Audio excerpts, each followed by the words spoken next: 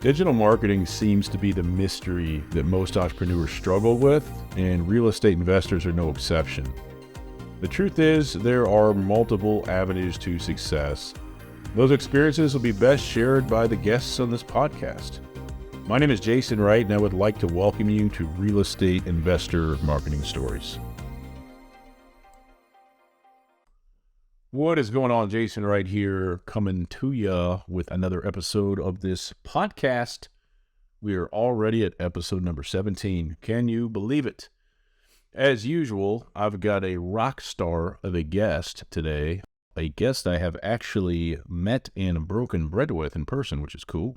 But before we get into that, I'm going to share a very simple thought with you here today. You know what's fun and what's impactful about marketing for me? Real conversations with real people. And it doesn't matter if I'm talking to potential project clients that are active capital raisers, or if I'm talking to passive investors myself. Yep, you heard that right. If you didn't know it, we have a separate company called Wind River Equity Partners, and that'll be live this week, meaning I need passive investors just like you. So does it scare me? Hell yeah, absolutely. But here's where I can rest comfortably. I built this business into a really, really successful business. And you know, when I look at what worked for us and why things grow, it's because I have real conversations with real people. And some of this takes place in email. People will reply back, ask questions, especially after we've had a call together. But I'm telling you, text message, game changer. And I talk about this so much that if you've been around at all or been around me at all, you've heard me talk about it a million times, but the amount of real conversation that comes to people through text is phenomenal. It's the only thing that could be better is if I was able to see all these people face to face, right? So, we jump on a call, we'll show them what I do, see if it makes sense. And I'll get questions all the time like, hey, these are the things I'm struggling with as far as order of priorities. What do you suggest? Just simple stuff. And I'm not convincing people to buy from me. And I'm not just like, you're not convincing people to invest with you, but rather you're just having real conversations with people.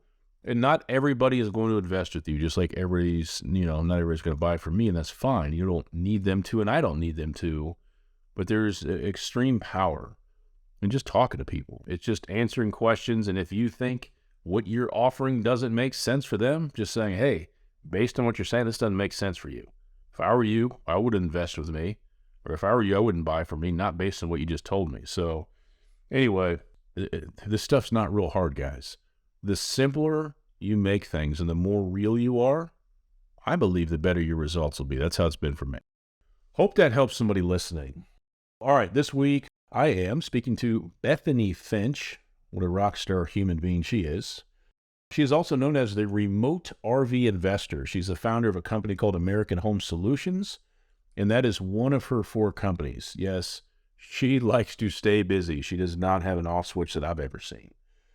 She's got 25 years of experience as an entrepreneur, things kind of relevant to this show, residential renovations, multifamily syndication, and a couple other businesses that are cool, but kind of unrelated to what we're talking about on this podcast, but awesome stuff.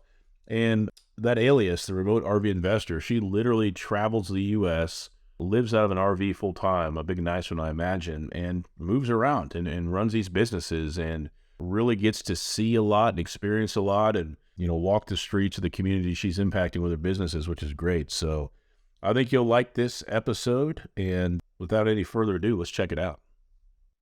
Hey, Bethany, welcome to the show. How's it going? Good morning, Jason. I'm great. How are you doing? I'm doing well. I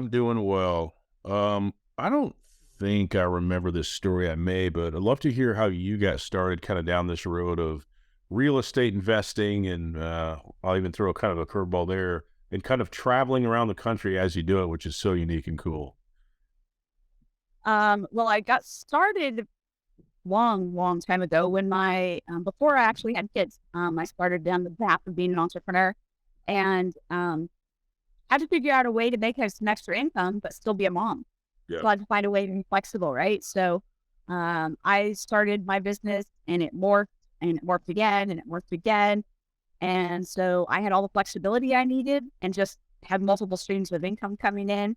But some of them were a little more creative than others. So one of them I intentionally ran as a loss just to make sure that we kept more of them tax dollars in my husband's paycheck. Yeah. So, we through the years, it's just kind of morphed.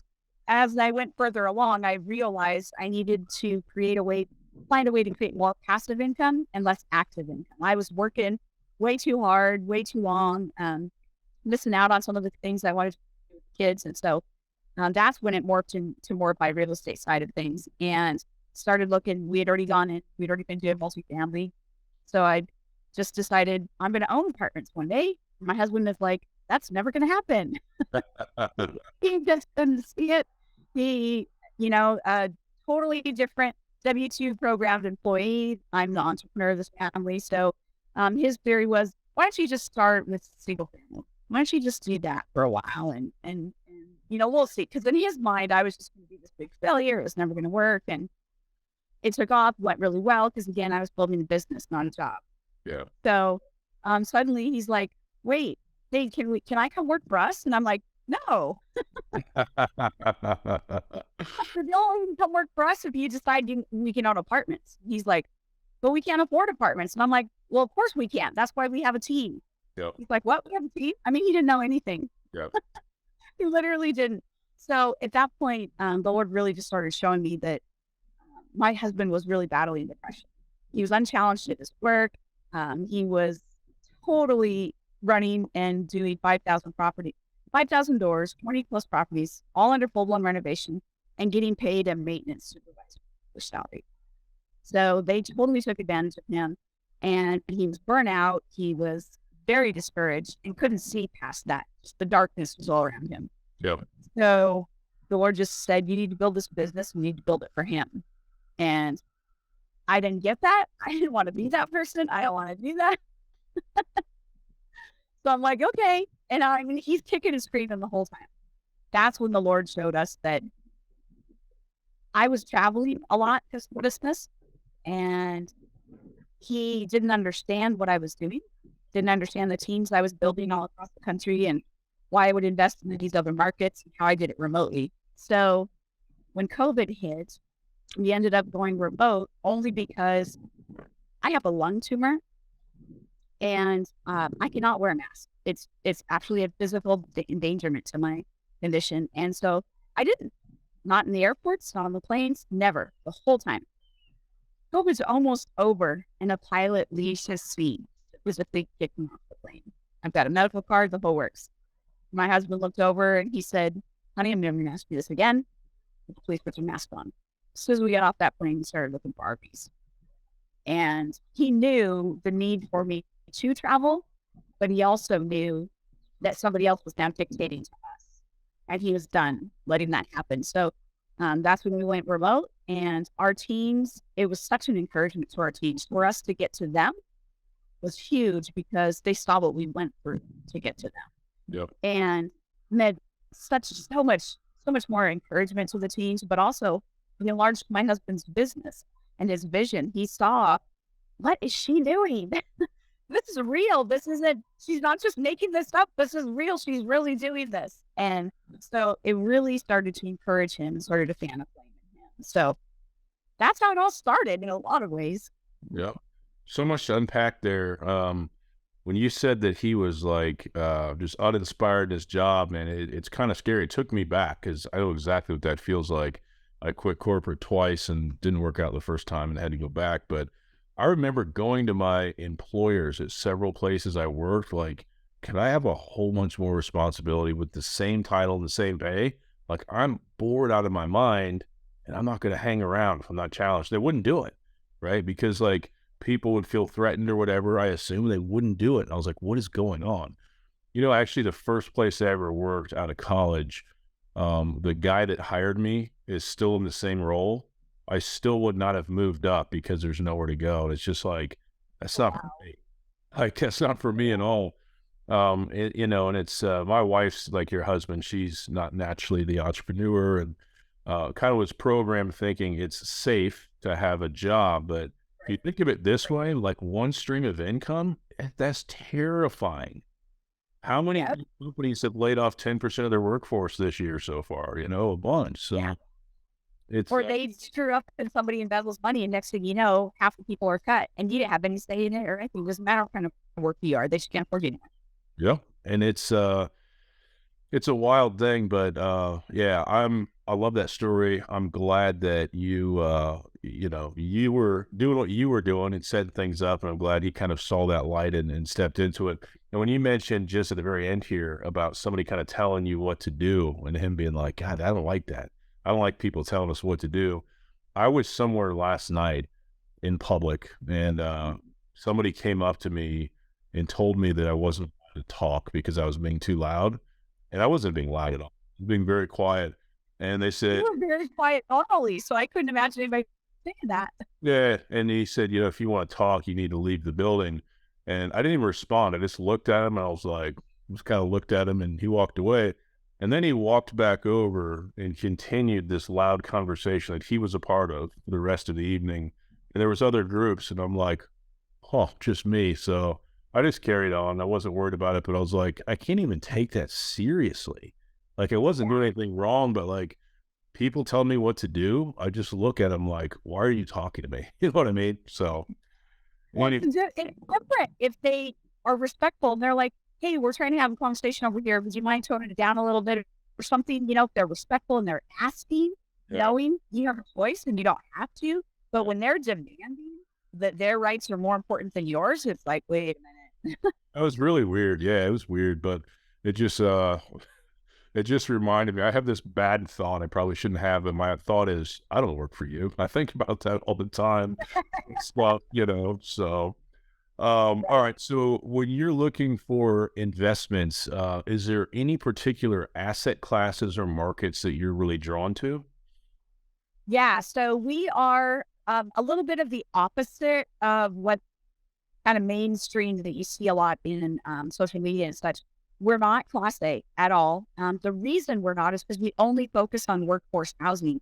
We're actively working to address the workforce housing crisis. That's why we're doing build to rent in some of our markets, is because that's what got shut down in COVID.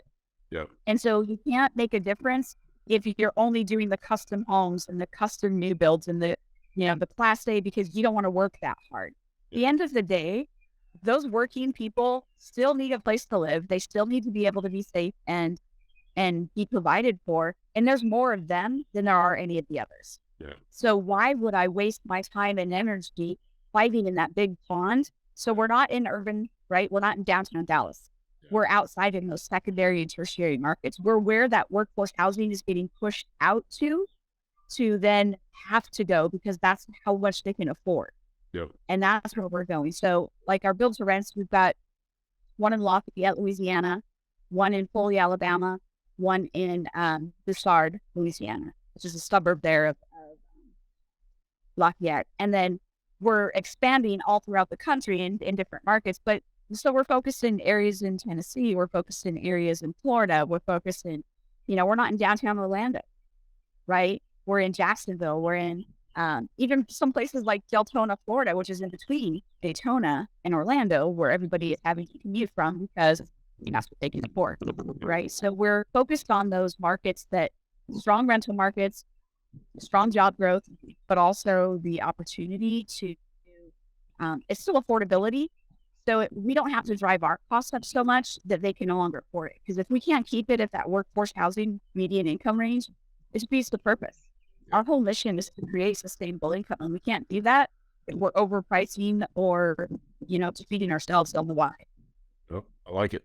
That's always an interesting question because there's so many different approaches to real estate investing and just business in general, right? And it's kind of neat to see there are a lot of paths to success, and it's important if it aligns well with your values, and it's not just all about money, right? So good stuff. Let me ask you this. What simple marketing strategies and tactics have allowed you to initially attract new investors into your business? And I think we talked about this a bit before we hit record, but go anywhere you want to with that question. So it's been, there's different seasons in your business, right? When you're brand new, or you're launching a new product, you're doing a different kind of stream of marketing than you would normally. So when I was launching early on, I was 4 to 5 networking live in-person events, right? Then COVID hit, then everything shut down. Then you're on always doing calls back and forth, but the connection is not the same. Most everybody that I talked to during that time didn't get as many good solid leads as they were when they were in person. So we shifted things. And that's when we were trying to up our game in the digital space. And that's when you had to help save my bacon because I broke a whole bunch of stuff and got put in ActiveCampaign jail and multiple times. And, so there's always all these algorithms and everything changes. And now there's AI and I'm like, So I'm always having to evolve. I'm always having to think through where is my customer at. So now YouTube, believe it or not, used to be a younger generation's tool, but now we're finding more and more that older generation starting to get on there because the younger generation has introduced it to them. Yep. For our YouTube channel, we've really built out and done some great things with playlists and whatnot. And so it makes it easier for them. They just want to look at passive income. There's so much content on there. Yeah. 5 years is a lot of content. So it's easy to get lost in the weeds there. So if we put content in these playlists, it makes it easier, things like this. And then recognizing that sometimes they only want to watch 1 to 2 minutes of it. Yeah. They don't want to watch the whole thing, right? So then we started doing some shorts, recognizing, okay, where are they at? Some of ours are still in social media, but most of ours are not on Instagram. Yeah.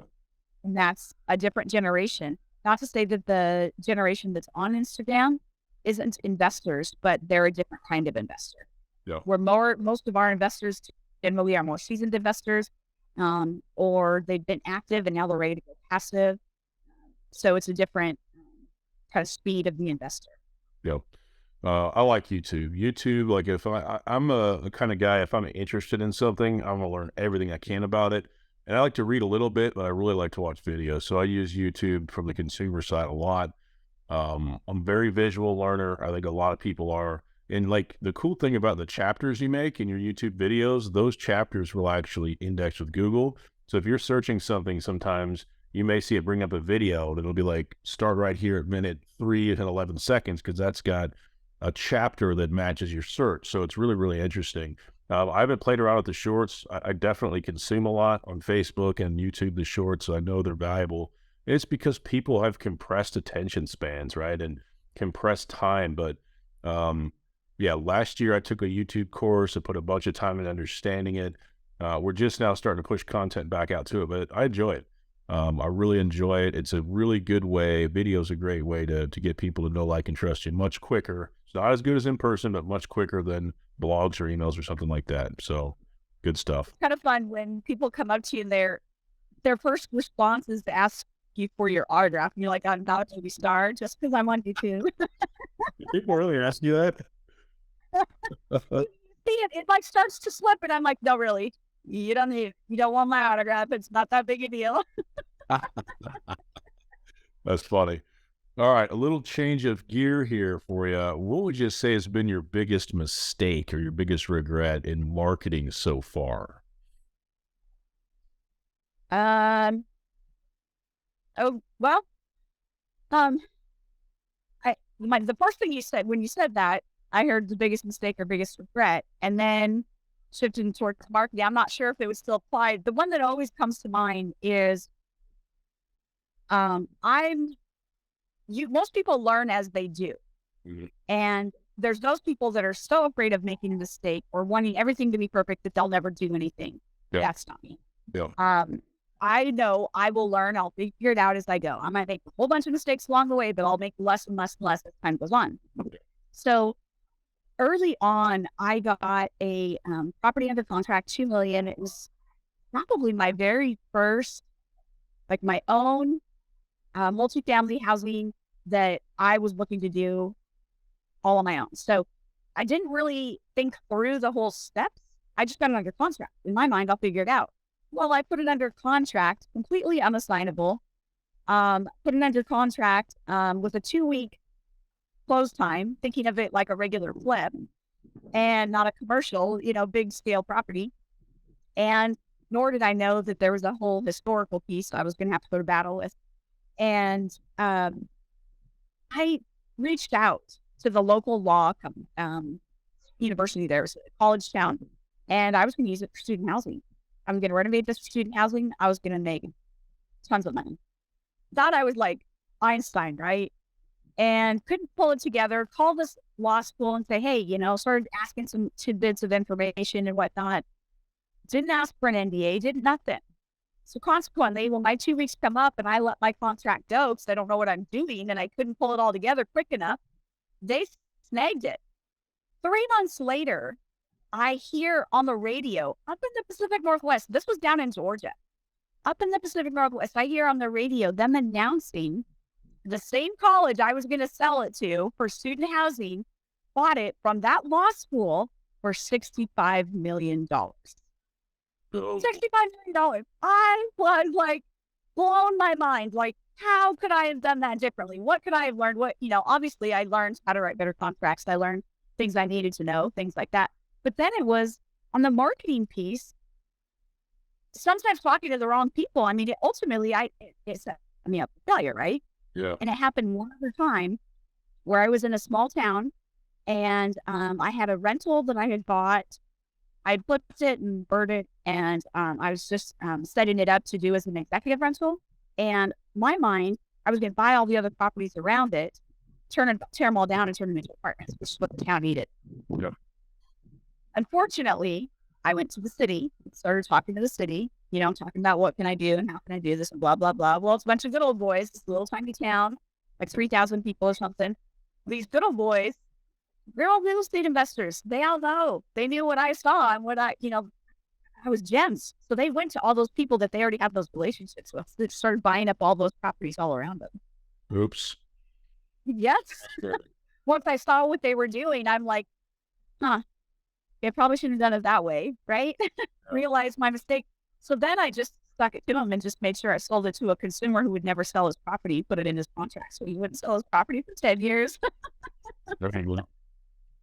Very nice. All right. Here's another curveball for you. Share a story from this real estate investor journey that you've never shared publicly before. It could be anything you want, humorous, another life lesson. And we're just looking for something authentically you that not everybody hears about. Okay. So some people have heard how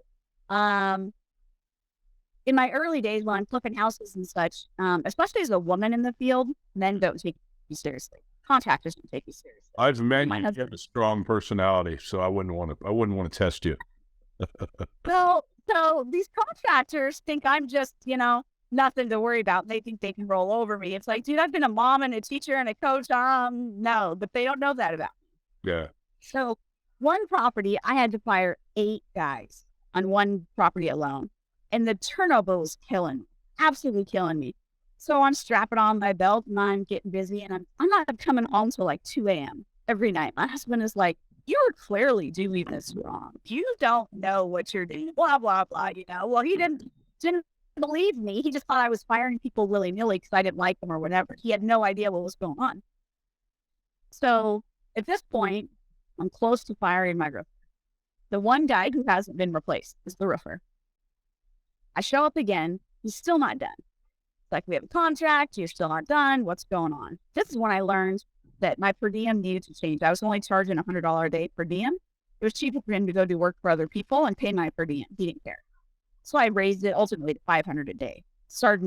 They started taking me a little bit more serious, but he still hadn't shown up. His crews hadn't showed up. I show up again and he says, no, they're on their way. It's like 9 o'clock. Still hadn't shown up. No, they're on their way. I'm like, okay, they better be. Just warning you, they better be. And he says, why? What's going to happen? And I said, well, I'm getting my belt on right now. I'm getting my ladder and I'm getting on the roof. If I get more done before your guys get here, they're fired. And he knows I don't know anything about roofing. So he knew I didn't know anything about roofing. He's just thinking of all the work he's going to have to tear back out, right? Just to prove a point. So he's like, you can tell he's on the phone. He's just like, tune back, get your tail ends there, blah, blah, blah, blah. So they show up. I did not realize the pitch of the roof. So apparently, there's 18 pitch and 22 pitch, and it determines how steep it is. I didn't know anything about that. I just looked like, oh, put the ladder up, you get up, and they get up there. Why can't I get up there? So consequently, I put the ladder up there. I get up there, and I can't get back down. The pitch is way too steep. I'm about ready to launch myself off this roof. I cannot. I'm like, oh, how am I going to do this? Thankfully, they were there within the hour. And they didn't get fired that time. But consequently, that same roofer has been my roofer for life. He literally has shown up Christmas Day on projects when we had emergency situations. He's shown up. He's a terrible person to communicate with. He's horrible. All my customers hate him, but he's a good roofer. And so he told me he would not have seen me up on that roof. He totally would have blown me off. He said the fact that he saw me up on that roof, and he knew I couldn't get down, he just didn't tell me. Oh boy, that's scary to even hear about. Thanks for sharing that. Yeah, steep roofs, not my idea of a good time either. So yeah. Oh no. Very cool. So does he travel all over the US with you, or? No, so he does only our Pacific Northwest stuff. We've got other, our whole mission is to create sustainable growth in every community that we're in. So we look to find those tools in every one of ours. So we've got, there was strong teams and certain ones, we're kind of, it's a revolving door, but that's okay. Yeah, we live in an era where a lot of people don't like to work anymore. So.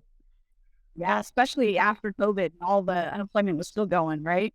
Oh yeah. Yeah, it's crazy. Like I can go to, grocery store right now, any day of the week, and it's always full. I'm like, does nobody go to traditional jobs anymore? Why are all these people here always? It's like, why is everybody always out? It's really perplexing. I mean, obviously with me working remotely, like it's normal, but it didn't used to be this way. So let's say you had a conversation with another person looking to get into capital raising specifically. What's the one piece of marketing advice you would say you need to do this when you get started? Take my advice, do this right away. It'll save you some time and headache. Start educating. The biggest thing about capital raising is people need to know, like, and trust you, but they aren't necessarily, they may know you as a person, they may know you as an individual, they don't necessarily know you as a real estate investor. Yeah. Like my family doesn't have a clue what I do, right? So they know me, but they don't know what I do. Yeah. And so start educating people that you think may want to invest. Start educating them on what you're doing and how you're doing it and why it's beneficial and how it can benefit them and the pros and cons and all of that. Start putting that out there because that takes time. Yeah. It's not a once and done thing. People need to see that and, okay, yep, looks like you know what you're doing. Now they need to kind of test it, do the litmus test, all of that. And that takes time. And you're ready to pull that trigger, bless you. Then it will, if you've done your education, they'll be ready. Otherwise, they won't be ready when you need to pull the trigger and actually have some capital placed. What's interesting about that, and what's interesting about kind of my journey through this, so this business of mine is focused on the digital marketing for real estate investors. My wife and I became LP investors last summer on a 121 door unit in Chattanooga. And just by me communicating that to the world, just in a real nonchalant way, it has generated more interest with people being like, how'd you buy an apartment? You know what I mean? You know how it goes. So with our sister company that we've launched, and I'm very slowly setting it up because we've been so busy, Wind River Equity Partners, I know that when it comes time to find investors for that project, it's going to be nicer to say, even though I've only done it once, I'm an LP investor myself. It just seems, from the credibility standpoint, it seems, I think, and I may be overthinking it, more believable for somebody to invest with me if I've invested in something myself. You know what I mean? Well, and definitely if you're invested yourself, but why wouldn't you be invested, right? For instance, on the GP side, all of us GP partners are always invested. Yeah. If we're not invested in the deal, we don't have any qualms about just leaving. And that's not the team that we're trying to build. Yeah. So we want to know that our investors are taken care of. And if every big GP person is invested in the deal, now we're not going to just disclose how much each person's investing. That's nobody else's business. Yeah. But there's money on the line for us. Yeah. And it's not just money. Obviously, it's time and energy. Because on the GP side, for the most part, you're kind of not getting paid for a long time. Yeah. So on the VP side, you're working for that back end part of it, and 5 years is up or whatever. Yep. Absolutely. Absolutely. All right. So we are recording this early March 2023. As you look forward through the end of this year, what are you most excited about in business? So we're launching our business foundations program. So that's going to be exciting. We're really working to help, churches specifically and small business owners. A lot of them are not set up correctly and they aren't paying themselves first. They don't even know how they could possibly pay themselves. They don't have any kind of retirement set up. And that's why a lot of the churches folded during COVID was because pastors had to go find work because nobody was paying the bills. And so if you redesign and you look at the business model, it's like, okay, well, wait, you guys are thrust into a business model. You have no idea how to run a business and you have no support. So bad setup from the beginning. So we're looking to come alongside and really help people maneuver that because there is a lot more entrepreneurs that launched during COVID.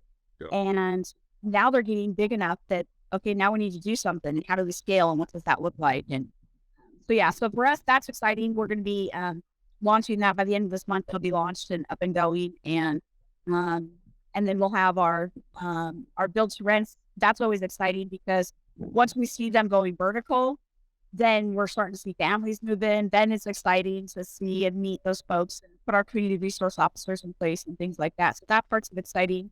Obviously, we'll have several of our properties will have gone further in their renovations, so we'll get to see. We're kind of in that sweet spot where we're starting to see more of the fruits. Yeah. See, that's what this year will bring, which is exciting because the last couple of years have been very tough, right? You're in the trenches sledging away, so that'll be exciting. And then just recognizing the value that it's had on my husband and allowing him to start dreaming again. And who knows, maybe one of these days I'll get an anniversary vacation.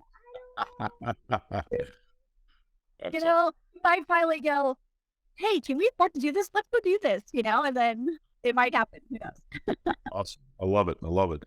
All right. For anybody watching or listening, how can I get more information about you or what you're doing?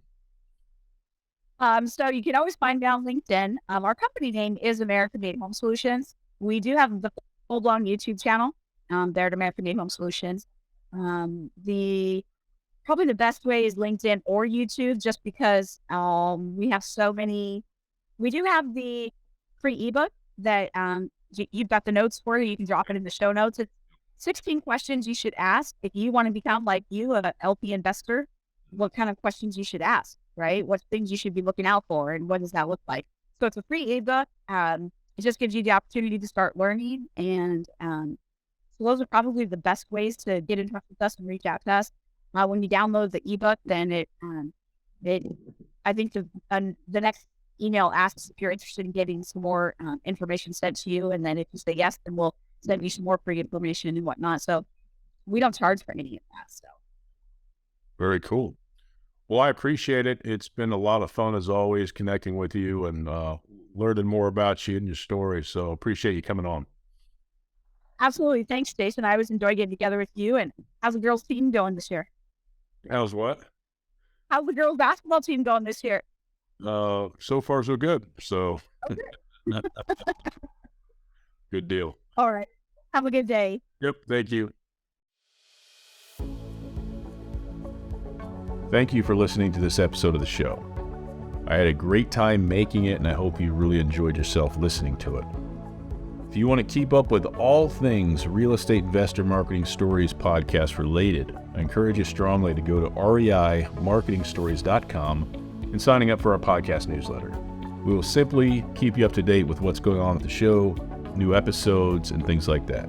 reimarketingstories.com. So hopefully today's episode and the other episodes that you'll listen to will remind you that as a real estate investor, everybody starts at the beginning, okay? Our guest today and the other guests that you will hear on the show will share their real story, right? They'll tell you what worked, what didn't work. And I want you to remember one thing, if you remember nothing else today. It's possible for you too, okay? Never stop going and keep following your passion. Finally, today's show has been brought to you by capitalraisingautomations.com. If you're an active capital raiser and you are ready to learn the 3 areas that are holding you back from raising more capital, I strongly suggest you check out capitalraisingautomations.com. Check out our free 10-minute video there, and you let me know if it doesn't provide you value. I'm sure it will. All right, thanks again for listening to the show this week. Hope to see you next time. Take care.